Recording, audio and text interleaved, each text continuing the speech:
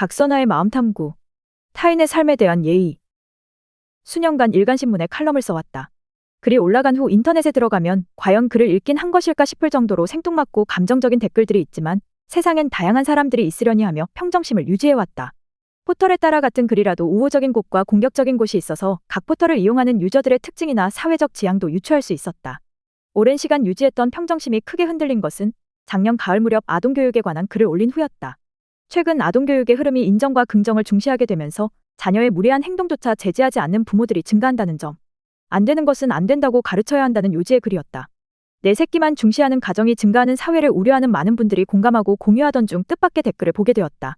지가 결혼을 했어, 애를 낳아보기를 했어라는 조롱 섞인 글이었는데 충격을 받은 이유는 댓글을 쓰니가 평소 페미니즘을 주장하는 사람이었기 때문이다. 뿐만 아니었다.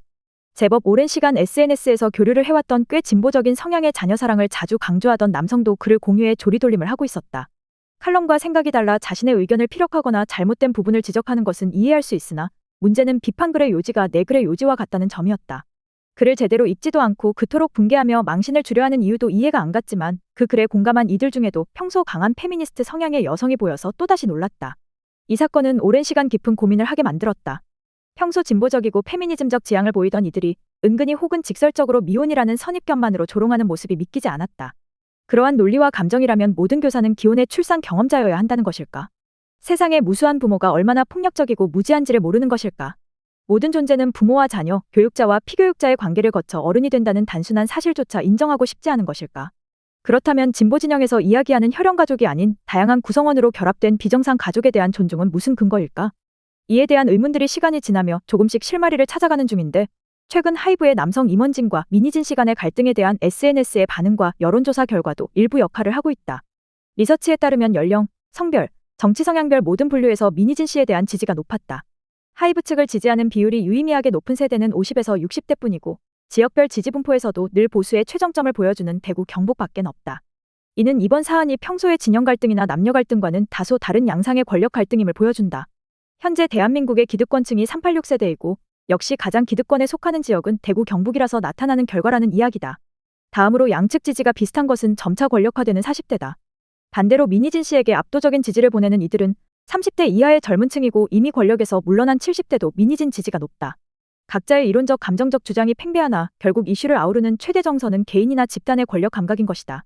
사안에 관한 다양한 정보 속에서 균형감을 갖지 못하고 유독 미니진 씨의 언행만 하극상으로 해석하고 강력한 반감을 보이는 이들이 현재 사회적 권력의 핵심층인 50에서 60대이고 특히 사회적 영향력이 큰 집단일수록 혐오의 정도가 높은 보수성을 보인 이유기도 하다. 미묘한 것은 설문조사에서는 보여지지 않지만 SNS의 주장과 댓글에서 파악할 수 있는 여성들 간의 입장 차이다. 중년 세대라 해도 위계가 강력한 조직 생활의 경험을 한 여성들과 그렇지 않은 여성들의 의견이 상당히 갈리고 후자의 경우 권위적 조직이 갖는 고질적 문제점보다는 미니진의 세 보이는 언행에 더욱 정서적 반감을 보인다. 직장 생활이 필수가 된 청년 세대가 남녀불문하고 이 문제를 창작권 및 젠더성을 포함한 다양한 측면의 노동 갈등 문제로 인식하는 것과는 사뭇 다른 모습이다. 즉, 이번 이슈는 남녀를 떠나 연령대가 높고 유무형의 권력감에 친근할수록 여성의 조직 생활을 이해하는 정도가 낮을수록 문제의 본질보다는 여성다운 자세나 아랫사람의 도리에 대한 평가 요소가 무의식적으로 크게 작용하고 있음을 알 수 있었다. 그간의 많은 미투 사건에서 진보를 표방하는 중년 여성들이 남성 권력자의 입장에 더욱 빙의되는 모습을 보며 젊은 여성들이나 직장 생활을 겪은 여성들에게 실망과 의문을 안겼는데 결국 이번 이슈도 중년 세대의 진보와 페미니즘의 현주소를 보여주었다고 할 수 있다. 이들 중년 여성의 평균적인 페미니즘 인식은 진보 보수와 상관없이 권위주의적인 남편과 시댁에 대한 비판 및 저항, 그리고 누가 봐도 심각성을 알 수 있는 성적 물리적 폭력에 대한 문제의식 정도에 머무르고 있는 듯하다. 이는 70대 이상 세대 상당수의 민주주의에 대한 인식이 반공의식에 머물러 있고 더 깊고 폭넓은 민주주의의 의미를 체험하지 못한 것과 비슷해 보인다.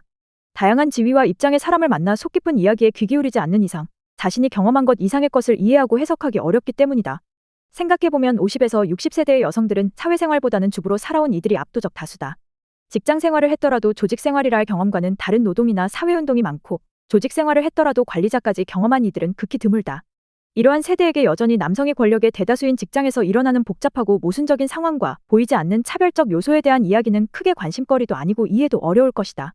아니 오히려 그런 하소연들이 어떤 이들에겐 경력 자랑으로나 보이기 쉬울 뿐만 아니라 더 복잡한 감정을 야기할 수 있음도 뒤늦게 깨닫는다. 그나마 기혼의 여성이 육아와 직장 생활을 병행하며 겪는 내용이라면 일부 공감 요소라도 있겠지만 미혼의 여성들이 겪는 고통이란 그저 성공에 집착하는 여자들이 더 많은 것을 얻지 못해 내뿜는 욕망의 표현으로 오해받기 십상인 것이다. 여전히 일하는 여성에 대한 시각은 이중적이다. 무심한 남편과 육아에 지쳐 그악스럽게 변해가는 모습을 서로 위로하는 주부들도 직장 여성들이 강하게 변모해가는 것은 원래 성품이 그래서라고 믿고 싶어한다. 엄마들이 자녀에게 갖는 집착은 위대한 모성이라 칭송하지만 직장 여성이 살아남기 위해 영혼을 갈아넣어 얻은 결과물에 대해 갖는 애착은 주제넘는 소유욕이라 비웃는다. 그들의 어려움이 무엇인지 왜 그렇게 변해가는지도 궁금하지 않다. 내 와이프는 능력 있으면 좋지만 다른 여자가 능력 있는 건 신경 쓰이고 내 딸이 승진하는 건 기쁘지만 다른 여성이 승진해 내 아들이 힘든 건 보기 싫다. 직장 내 권력 다툼에서 승자가 된 남편은 자랑스러운 중년 여성들이 직장 내에서 권력 다툼을 하는 여성은 천박하다며 손가락질한다. 대개의 드라마 속 여주인공은 경력단절 주부나 세상 물정 모르는 청순한 신입이고 안타까운 사연의 주인공을 돕는 것은 미혼의 능력남이며 이를 방해하고 질투하는 악녀는 스스로 커리어를 만들어간 독신 여성으로 표현되는 현상도 비슷한 시각을 보여준다. 특히 중견의 독신 여성에 대한 성품과 개성의 이해는 납작하기 짝이 없고 이들을 이기적이거나 모성도 인류에도 결핍된 존재로 바라보는 시각도 진보와 보수, 남성과 여성, 페미니스트 할 것 없이 큰 차이가 없다. 결혼과 출산율이 낮은 이유를 고민하기보다는 여학생을 1년 먼저 입학시키자는 제도를 만들자는 탈레반 같은 유교주의자들이나 칼럼글의 내용보다 결혼과 자녀 유무를 비웃는 진보주의자들이나 무슨 차이가 있겠는가. 이들에게 미혼의 중년 여성이란 생산이라는 위대함을 경험 못한 얄팍한 성공주의자 이상은 아니며 개인이 갖는 개별적 삶의 경험이나 학습, 오랜 경력 따위는 조금도 중요하지 않다. 기혼자들은 비혼이나 이혼자의 삶에 대한 참견도 하고 책도 써도 되지만 미혼은 기혼 양육자들의 고귀한 성역에 감히 입도돼서는 안 되고 그들의 시간과 노동으로 출산휴가나 누리게 해주는 이들이다. 자아가 유독 강한 일부 페미니스트들이 자신보다 자유롭고 행복해 보이는 그러나 사실 그 삶을 알지도 못하는 여성들을 음해하고 조롱하는 것은 자신이 상실한 기회나 삶에서 만난 문제들을 엉뚱한 곳에 전가하는 행위다.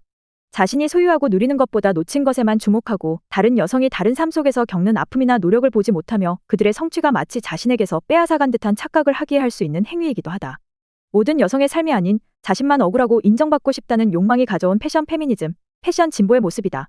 온 오프라인에서 만난 꽤 많은 중년의 엘리트들도 어려운 삶을 살아가는 처지의 여성을 지지하는 척하지만 자신보다 성공한 듯 보이거나 의견에 대립하는 여성은 정치 지향이 일치할 때를 제외하고는 배제하거나 흠잡고 싶어하는 모습을 보인다.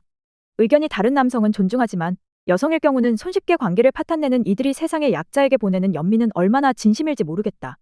남성이건 여성이건 미혼이건 기혼이건 젊은이건 노년이건 모든 이의 삶은 치열하고 힘들다. 진보건 보수건 페미니즘이건 서로 다른 삶을 살아가는 이들의 목소리와 다른 의견에도 귀를 기울이고 타인의 삶도 상황도 속사정도 모르면서 혐오와 조롱부터 내뱉는 자신의 심연부터 들여다보는 것이 필요할 것 같다. 사람을 변화시키는 힘은 이념이 아니라 태도다. 더 칼럼니스트